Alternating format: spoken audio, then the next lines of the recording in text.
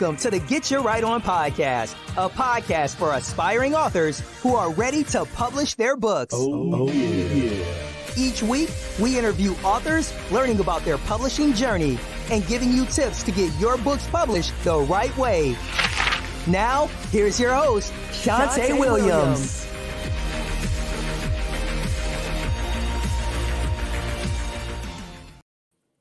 All right, you guys, welcome to another episode of Get Your Right On podcast. This episode is being sponsored by Perry Jr.'s Book Club, which is our children's writing program for children ages 5 through 18. Excuse me, guys. So, you guys, tonight we have a treat for you. No, why all of a sudden I got this coughing fit going on? Let me get a drink of water.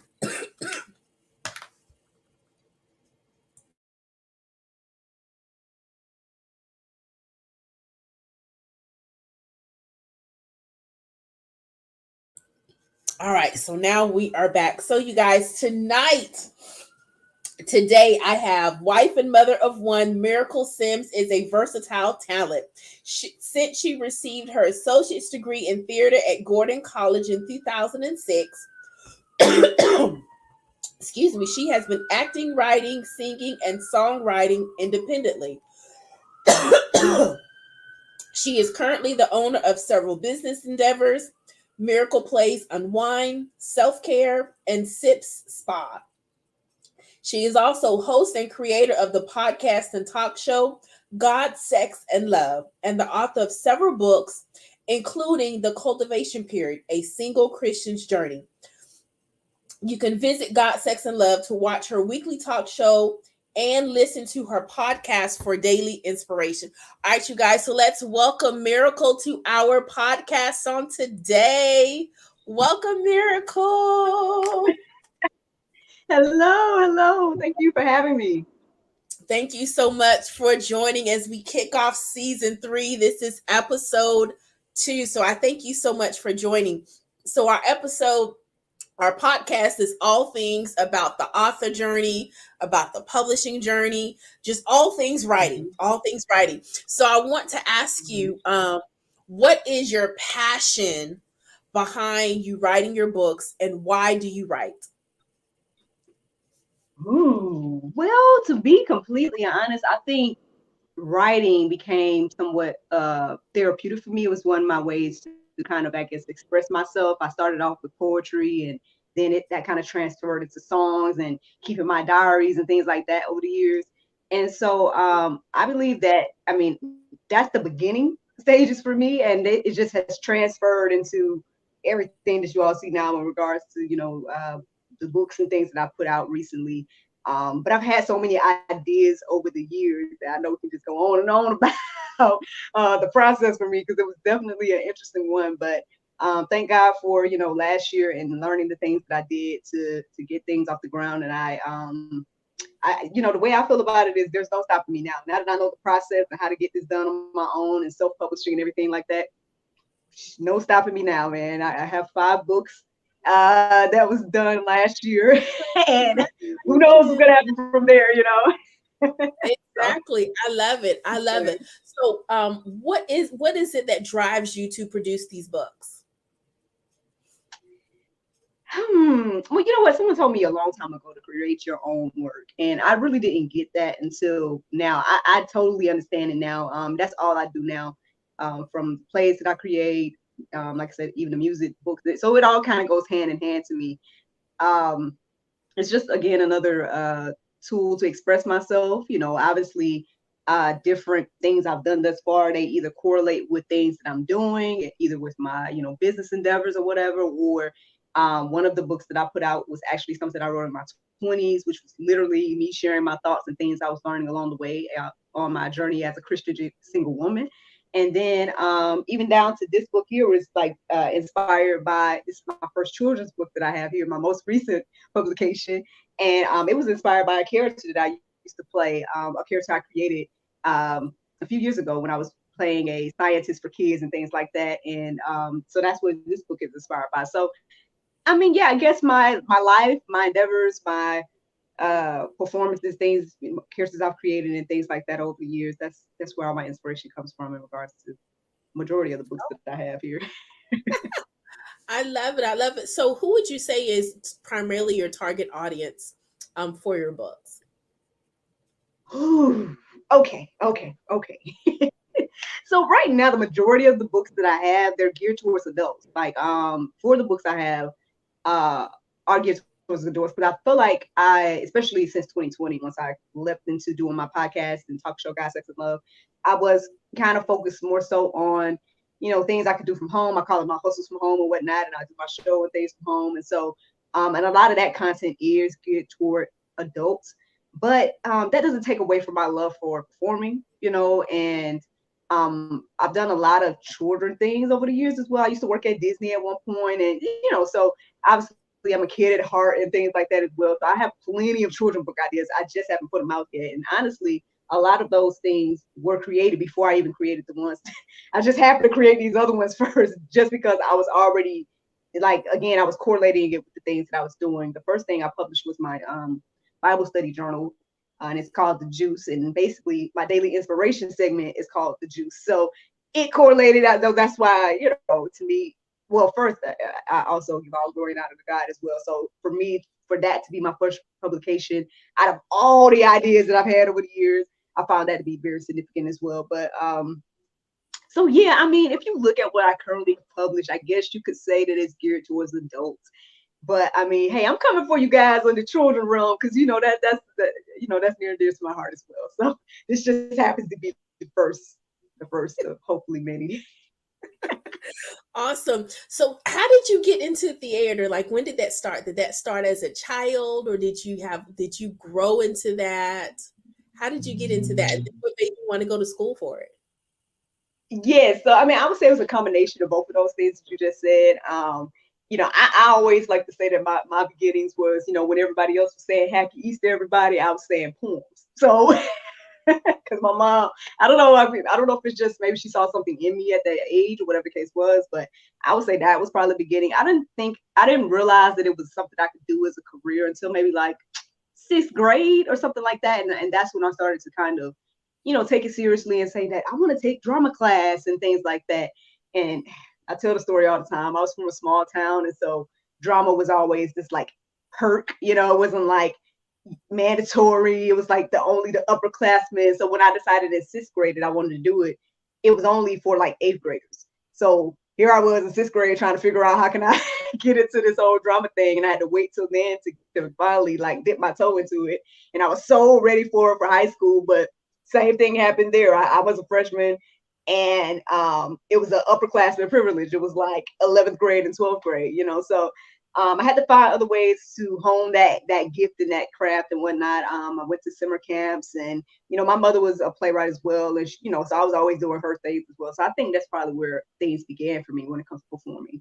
But yeah, taking it seriously and looking at it as a career and goal and whatnot, that started in 6th grade, and I just pursued it afterwards. Went to college for it, and I know that was kind of a little bit controversial, because some people are like, oh, you need to do something real or serious or whatever. But I mean, hey, at the end of the day, I feel like there's lots of ways to make money, and you can make money as a performer as well. I mean, yeah, you might have to find other hustles or whatever to do as well. But, if it's your gift, it's something that you're passionate about, as well as if you really truly understand like what it is you really want from it, then you'll find a way, regardless of,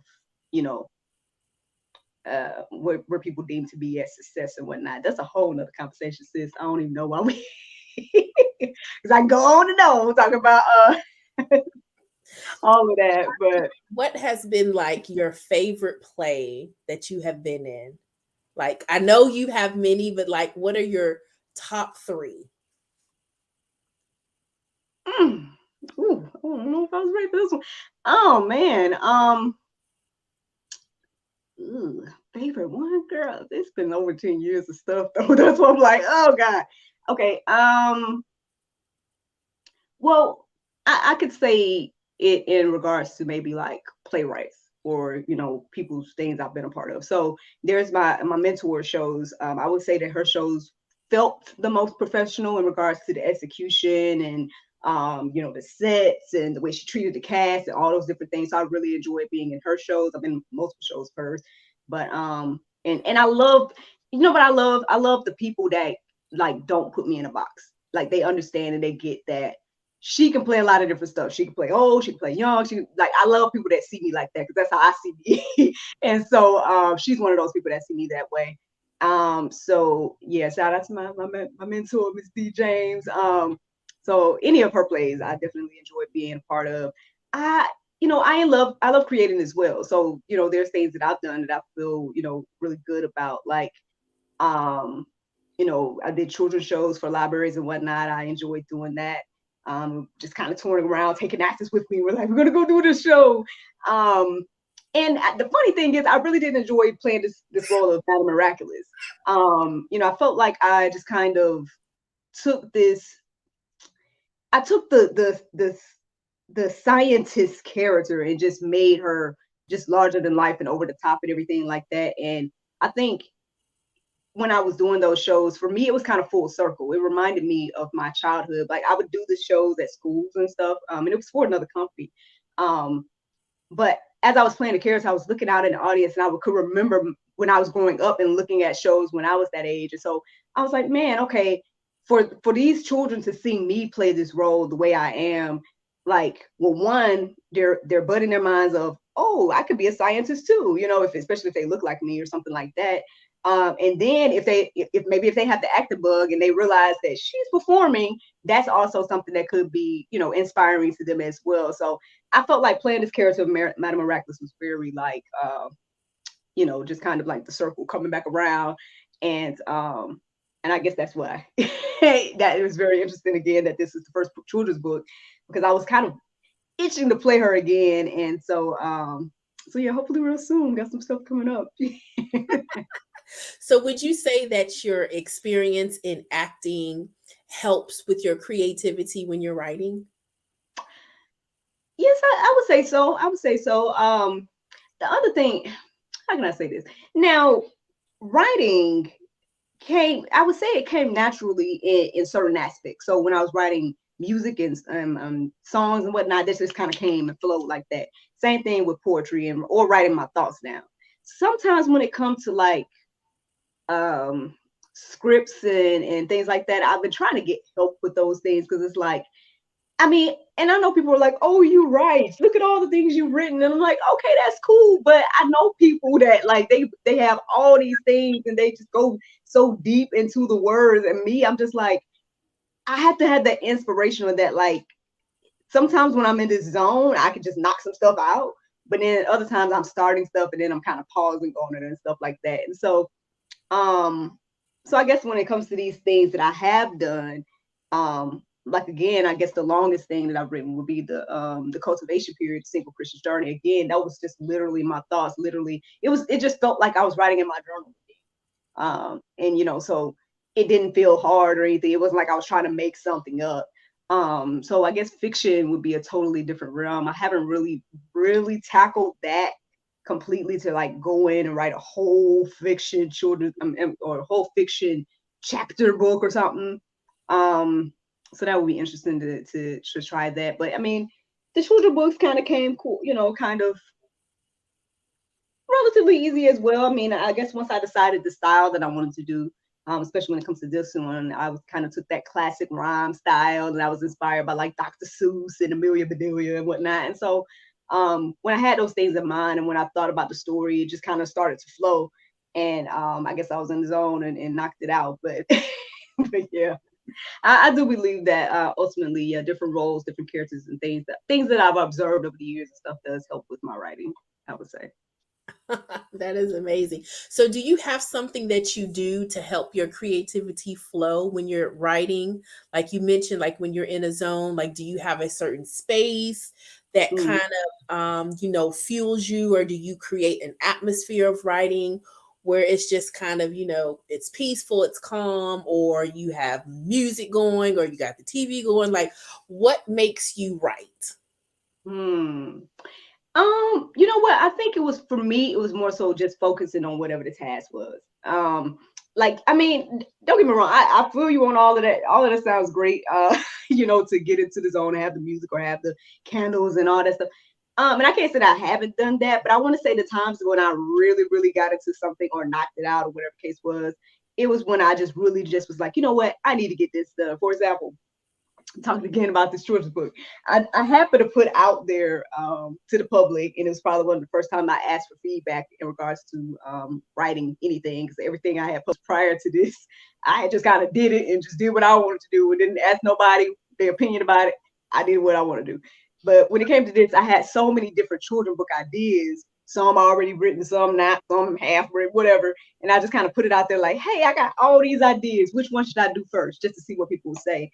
And, I got all the votes for this one. And the funny thing was, I had only maybe like part of it written. And I was like, I would get the one that I don't have written. Like, that would be the one that everybody votes for. And so after I was getting all the votes for it, I was like, okay, well, obviously I need to, get a little bit more serious about getting this book done, if I want to honor, what the votes were. And so I just remember one weekend just really just sitting there and, obviously my son's probably running around and whatnot, my husband and stuff, and I'm just over here just typing away and all this and just kind of saying things out loud, reading it out loud in my mind, like trying to figure out, make sure it's rhyming, all the different types of stuff, trying to like do it over and over again. And it's funny because obviously, yeah, we'll get into it and read it in the character and all that stuff. And so, and I'm reading it for my husband. I'm like, just going over the top and reading the book, and like he's just sitting there shaking his head at me and looking at me and smiling and all these different things. And I'm reading it to my son over and over again. So it's so funny. By the time I did publish it, he knows the character's name. He's like, Madam Miraculous. And he's like, he's 3 though, and yeah, so obviously, it rubs off on everybody. But yeah, I think it just was those times when I really, really just was like, I need to do this, or I need to focus, or something like that. That's how writing this went. I can also remember the time when I wrote a script that I did recently. And when I'm in the zone, or when I had those, like, I get fresh ideas that are coming to me or whatever, I just gotta sit there and type. Like, that's all I gotta do is sit there and type. And then it'll come out and I'm bouncing ideas and, maybe asking my husband this or that. I'm like, what do you think it is? What is it? And then just get back into doing this. So that's how my writing process has been thus far. So we'll see. Maybe I'll get more, cool and collected with it eventually, but it's whatever works. I mean, different things work for different people based on their personality. I don't think there's any right or wrong way. It's whatever works. Right. As long as it gets done, right? Exactly. So let me ask you this before we wrap up. What is one piece of advice that you would give to an inspiring author?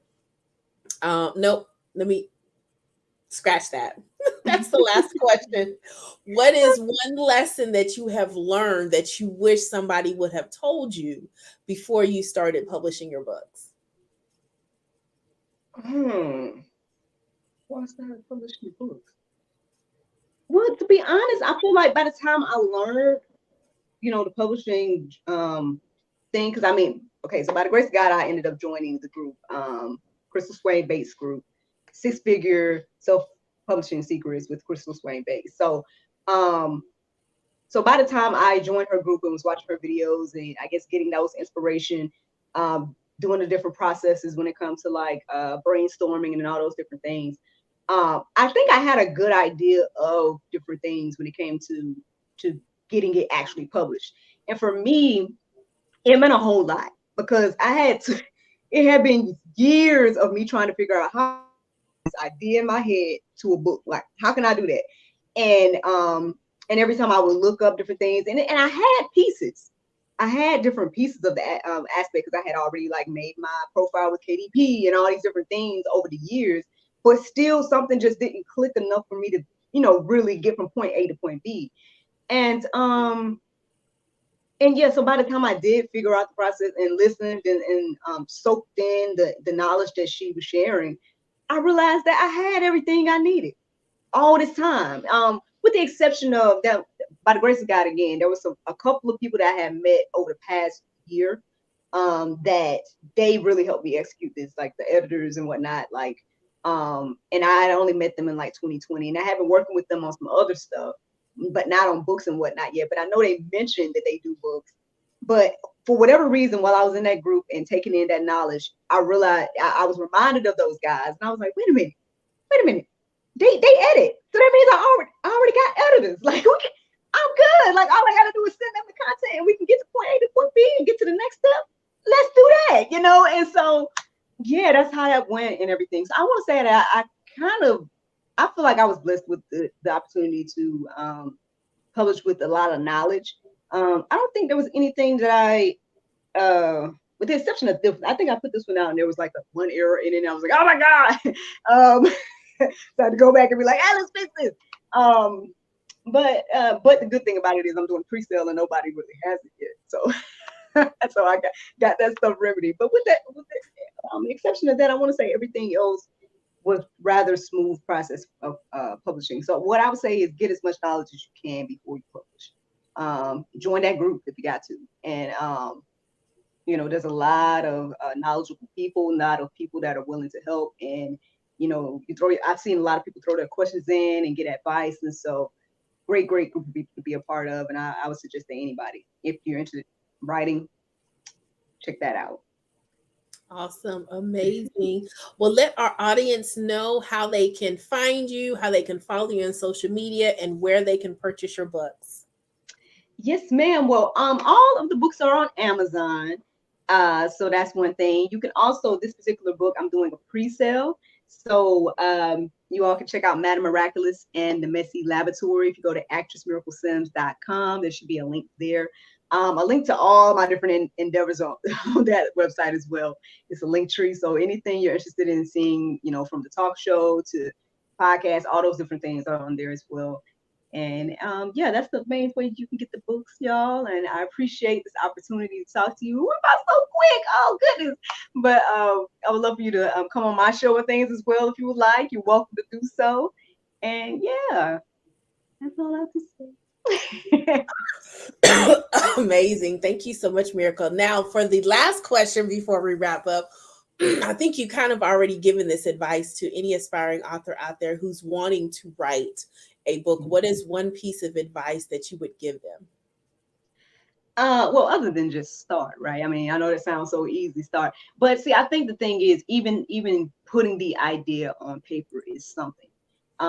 You know, when you're brainstorming, if you had that idea or something like that, make a note. You know, I keep a lot of different notes. I make a lot of different like little to-do lists and things like that. And those things help me to, you know, keep the idea fresh. It helps me to keep in my memory whatever the idea was. And so that's the least you could do on your journey.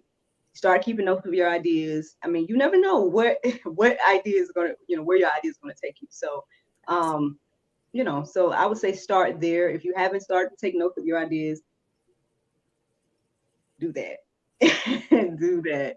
Exactly. Get your notepad, you know, get your virtual notepad, whatever you need. Yeah. I definitely agree with you. I think brainstorming is very crucial and very beneficial. I think we cancel out ideas because we can't see the big picture immediately. And sometimes just because you have an idea doesn't mean you need to act on it right now. Some of them need to be fleshed out. And sometimes you just got to do a brain dump. I call it a brain dump. I do that exercise in one of my workshops. We just do a brain dump. Like you don't cancel out anything. Whatever comes to your mind, write it down. And then you go back and evaluate and be like, now, you know, that was crazy. Let me just, nobody need to see that idea. You know what I'm saying? But I think we need to practice, you know, doing a brain dump when it comes to different book ideas, especially if you're passionate about something, so you can get it out of your head, right? Yes. You don't have any what ifs, you get it out your head, and then you go back and you evaluate and you ask yourself, now, which ones are really realistic? Which ones are just me daydreaming, right? And then which ones am I actually going to do? There you go. So I think that brain dump is very crucial. So Miracle, I thank you so much for your time and joining us on the Get Your Right On podcast season 3. It has been an absolute pleasure to learn more about you, and congratulations on your brand new children's book. And I know there's many, many, many more to come. And so just congratulations on that and everything that you're doing. We wish you well and much success. Thank you. Thank you so much for having me again. You are so welcome. All right, you guys. So listen, we have an announcement for you. Perry's Juniors Book Club registration is now open. So this book club is for our junior writers ages 5 through 18. It is a summer camp. It's an e-course that starts on Saturday, June the 4th, excuse me. It is $497. You can register your junior writer with a $100 deposit, and the balance is paid by the end of May. So in this e-course, they will write a children's picture book. So they will have a book just like Miracle that they can sell to their family members and friends. So not only are they an author, but now they have their own money, and now they've created a business, right? It's a win-win situation. So if you have a creative child that has an imagination out of this world that needs to be honed or can be honed into a children's book, I encourage you to invest in them and let their imagination come to life. What better joy for a child to know that they have created something that's tangible. Now they've started their own legacy. You just never know where that's going to take them. So if you guys stay tuned, next month we're going to do a very special virtual book fair for our Perry Junior Book Club members from last summer, so that you can see the books that they created. They are absolutely amazing. They are so amazing. So no matter when you're listening to this podcast, go over to our YouTube channel, search for Relentless Publishing House, and you will be able to see the virtual book fair if you're listening to this after February 2022. So we are excited. We cannot wait to get started on our second cohort of club members. Listen, it's absolutely amazing. So again, if you have a child who is creative, that has an imagination, and it can be honed into a book, we invite you to register them for Perry's Junior Book Club.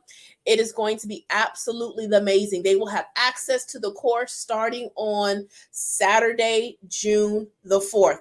All right, you guys. So as we say at Relentless, it is never too late to get your right on. This is Shantae Williams, owner of Relentless Publishing House, and I am signing off until we meet again.